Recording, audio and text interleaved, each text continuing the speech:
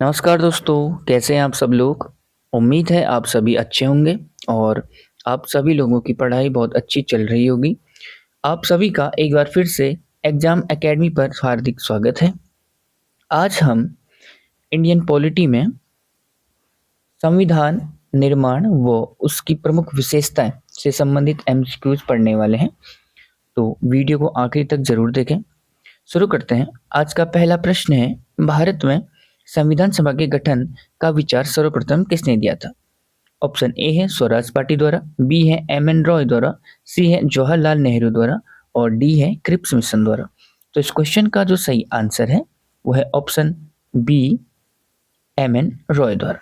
ठीक है, तो सबसे पहले एम एन रॉय ने लगभग 1934 में ये विचार दिया था कि एक संविधान सभा होनी चाहिए। ठीक है, फिर उसी के बाद 1934 में ही स्वराज पार्टी ने भी बताया कि एक संविधान सभा का गठन आवश्यक है। ठीक है, उसके बाद 1934 में इसने भी बताया था। बाद में इंडियन नेशनल कांग्रेस ने भी ये बात रखी कि संविधान सभा का गठन होना चाहिए। अगला प्रश्न है, उद्देश्य प्रस्ताव किसके द्वारा प्रस्तुत किया गया था। ऑप्शन ए है सरदार वल्लभ भाई पटेल, बी है एम एन रॉय, सी है जवाहरलाल नेहरू, ये थोड़ा मिसप्रिंट हो गया, नेहरू, और डी है डॉक्टर भीमराव अंबेडकर। तो इस क्वेश्चन का जो सही आंसर है, उद्देश्य प्रस्ताव प्रस्तुत किया गया था जवाहरलाल नेहरू द्वारा। Option C is the right answer. ठीक है, तो जवाहरलाल नेहरू ने 13 दिसंबर, ठीक है, 13 दिसंबर 1946 1946 को जो है ये प्रस्तुत किया था उद्देश्य प्रस्ताव को संविधान सभा में, और 22 जनवरी, ठीक है, 22 जनवरी 1947 को सर्वसम्मति से ये पास हो गया था। ठीक है, इसीलिए हम प्रस्तावना को उद्देश्य प्रस्ताव के नाम से भी जानते हैं। तो इस क्वेश्चन का सही आंसर है ऑप्शन सी। अगला क्वेश्चन है, संविधान सभा की अंतिम बैठक कब हुई थी। ऑप्शन ए है 24 जनवरी 1950, बी है 26 जनवरी 1950, सी है 9 दिसंबर 1946 या फिर डी है 9 दिसंबर 1946। तो इस क्वेश्चन का जो सही आंसर है वो है ऑप्शन ए, यानी कि 24 जनवरी 1950 को संविधान सभा की अंतिम बैठक हुई थी।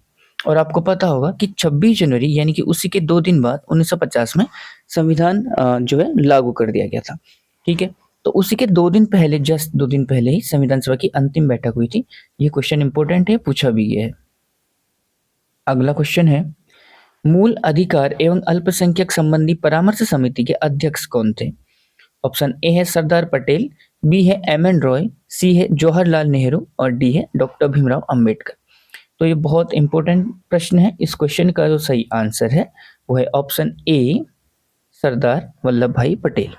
ठीक है, तो सरदार वल्लभ भाई पटेल जो थे मूल अधिकार और अल्पसंख्यक समिति संबंधी परामर्श समिति के अध्यक्ष थे।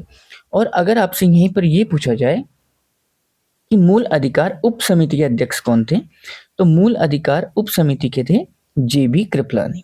ठीक है, जे बी कृपलानी। और अल्पसंख्यक उप समिति के थे एच सी मुखर्जी। ठीक है, ये भी आपको ध्यान रखना है। तो सही answer option A, Sardar Patel साहब। अगला क्वेश्चन है आज का, प्रारूप समिति का गठन कब किया गया था। ऑप्शन ए है 15 अगस्त 1947, बी है 29 अगस्त 1947, सी है 30 अगस्त 1947 या फिर डी है 31 अगस्त 1947। तो इस क्वेश्चन का जो सही आंसर है, यानी प्रारूप समिति के गठन कब किया गया था, तो option B is the right answer, 29 अगस्त 1947 को। ठीक है, प्रारूप समिति की अगर हम बात करते हैं, इसको ड्राफ्टिंग समिति भी कहते हैं। ठीक है, ड्राफ्टिंग कमेटी। तो इस कमेटी के जो अध्यक्ष थे वो थे अंबेडकर। कौन थे, अंबेडकर साहब। ठीक है, यानी भीमराव अंबेडकर इसके अध्यक्ष थे। और ये जो इसमें 7 मेंबर थे टोटल, एक थे गोपाल स्वामी अय्यर, एक थे कृष्ण स्वामी अय्यर, के एम मुंशी और मोहम्मद सादुल्ला और एन माधव राव, जो BL मित्र के त्याग पत्र देने पर बने थे, और एक थे TT कृष्णमाचारी जो DP खेतान की डेथ के बाद जो है प्रारूप समिति के सदस्य बने थे। तो टोटल मेंबर थे इसमें 7। ये क्वेश्चन बहुत इंपॉर्टेंट है, पूछा गया है। अगला प्रश्न है, आधुनिक मनु की संज्ञा किसे दी गई है? ठीक है, तो आधुनिक मनु किसे कहा गया है या फिर आधुनिक मनु की संज्ञा किसे दी गई है? ऑप्शन ए है वल्लभ भाई पटेल, बी है भीमराव अंबेडकर, सी है जवाहरलाल नेहरू और डी है JB कृपलानी। तो इस क्वेश्चन का जो सही आंसर है, यानी कि आधुनिक मनु किसे कहते हैं, तो डॉक्टर भीमराव अंबेडकर को। आपको पता होगा जो मनु थे उन्होंने मनुस्मृति एक किताब लिखी थी जो एक कानून की किताब है या विधि की किताब है, और उसी प्रकार से भारतीय संविधान के पिता या जनक के रूप में हम जानते हैं अंबेडकर साहब को। ठीक है, यानी अंबेडकर साहब की जो है संविधान निर्माण में अत्यधिक महत्वपूर्ण भूमिका रही है, तो इसीलिए इनकी तुलना मनु से की गई है। तो option B is the right answer. अगला क्वेश्चन है आज का, संविधान सभा में कितनी महिलाएं थी? ऑप्शन ए है 10, बी है 12, सी है 13 या फिर डी है 15। तो इस क्वेश्चन का जो सही आंसर है वो है ऑप्शन डी 15। ये क्वेश्चन बहुत इंपॉर्टेंट है, ठीक है, कई बार क्वेश्चन पूछा गया है, और इसमें कुछ जाने माने नाम जैसे कि सरोजनी नायडू, सुचेता कृपलानी, विजय लक्ष्मी पंडित, अम्मू स्वामीनाथन, तो ये कुछ इसमें लोग थे, ये महिलाएं थी। तो टोटल महिलाएं थी 15, और को कौन कौन सी महिलाएं थी वो भी एक बार आप देख सकते हैं, मतलब वो भी ध्यान होनी चाहिए। तो इस क्वेश्चन का जो सही आंसर है ऑप्शन डी 15। अगला क्वेश्चन है आज का, संविधान दिवस कब मनाया जाता है? ऑप्शन ए है 26 जनवरी, बी है 15 अगस्त, सी है 26 नवंबर और डी है 30 जनवरी। तो इस क्वेश्चन का जो सही आंसर है वो है ऑप्शन सी 26 नवंबर। ठीक है, तो 26 नवंबर को हम संविधान दिवस मनाते हैं। क्यों मनाते हैं? क्योंकि 26 नवंबर 1949 को जो है संविधान बन चुका था। ठीक है, 2 वर्ष 11 माह 18 दिन लगे थे इसको बनने में, और 26 नवंबर 1949 को संविधान बन के तैयार हो गया था। लेकिन ये जो संविधान था ये लागू होता है 26 जनवरी 1950 से। ठीक है, तो उसके 2 महीने बाद ये लागू कर दिया जाता है। पर ऐसा क्यों किया जाता है, इसके पीछे एक रीजन है कि 1929 में कांग्रेस का, इंडियन नेशनल कांग्रेस का एक अधिवेशन हुआ था, लाहौर अधिवेशन, वर्तमान पाकिस्तान में है। तो इस अधिवेशन में जो अध्यक्ष थे वो थे जवाहरलाल नेहरू। तो इस अधिवेशन में यह बात बोली गई थी कि अंग्रेज ये हमें आज़ादी दें ना दें, हम लोग क्या करेंगे, आज से 26 जनवरी को एक डेट निर्धारित की गई और बोला गया कि 26 जनवरी को आज से स्वतंत्रता दिवस मनाया जाएगा। तो उस दिन, तो फिर हमने 1930 में, यानी 26 जनवरी 1930 को पहली बार स्वतंत्रता दिवस मनाया। कब बनाया? 26 जनवरी को। तो उस दिन के महत्व को बनाए रखने के लिए हमने जो है संविधान जो है 26 नवंबर के बदले 26 जनवरी को लागू किया था। ठीक है, तो ये आपको समझ में आ गया होगा।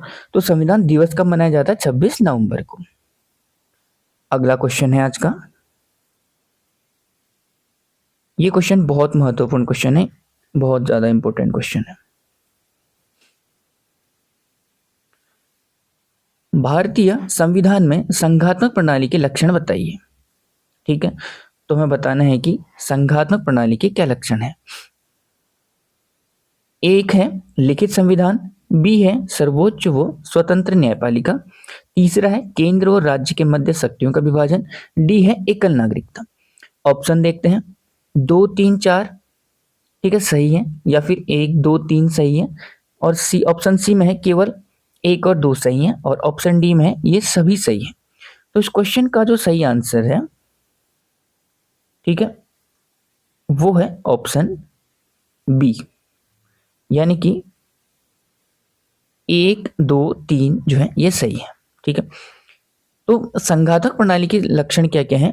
एक तो है आपका लिखित संविधान। ठीक है, तो भारतीय संविधान कैसा है? लिखित संविधान है, तो ये संघातक प्रणाली का एक लक्षण है। दूसरा, सर्वोच्च न्यायपालिका, मतलब जो न्यायपालिका है सर्वोच्च है और स्वतंत्र है। और तीसरा है केंद्र और राज्य के मध्य शक्तियों का विभाजन। ठीक है, ये तीनों जो व्यवस्थाएं हैं ये भारत की जो भारत का जो संविधान है उसके संघात्मक प्रणाली को दर्शाते हैं। एकल नागरिकता की बात करें तो ये भी भारतीय संविधान का एक भाग है और ये भी जो है भारत में एकल नागरिकता का प्रावधान है, परंतु संघातक प्रणाली के लक्षणों में ये नहीं आता। ठीक है, तो केवल 1, 2, 3 जो है सही है। Option B is the right answer. ठीक है, ऑप्शन बी बिल्कुल सही है। अगला क्वेश्चन है, आज का आखिरी प्रश्न है, भारतीय संविधान के निर्माण के समय संवैधानिक सलाहकार कौन थे? ये भी एक आसान सा क्वेश्चन है, लेकिन ये क्वेश्चन भी बहुत बार एग्जाम में पूछा गया है। ऑप्शन ए है बी एन राव, बी है बी आर अम्बेडकर यानी भीमराव अंबेडकर साहब की बात हो रही है, सी है जवाहरलाल नेहरू और डी है जे बी कृपलानी। तो इस क्वेश्चन का जो सही आंसर है वो है option A B N Rao. ठीक है, तो बी एन राव क्या थे? ये संवैधानिक सलाहकार थे। ये भी एक इम्पोर्टेंट प्रश्न है, ये भी आपको ध्यान रखना। तो दोस्तों ये थे आज के कुछ महत्वपूर्ण प्रश्न। उम्मीद है आपने वीडियो से कुछ अवश्य सीखा होगा, और अगर आपको वीडियो अच्छी लगी तो इसे लाइक करें, शेयर करें और चैनल को सब्सक्राइब करें। Thank you so much.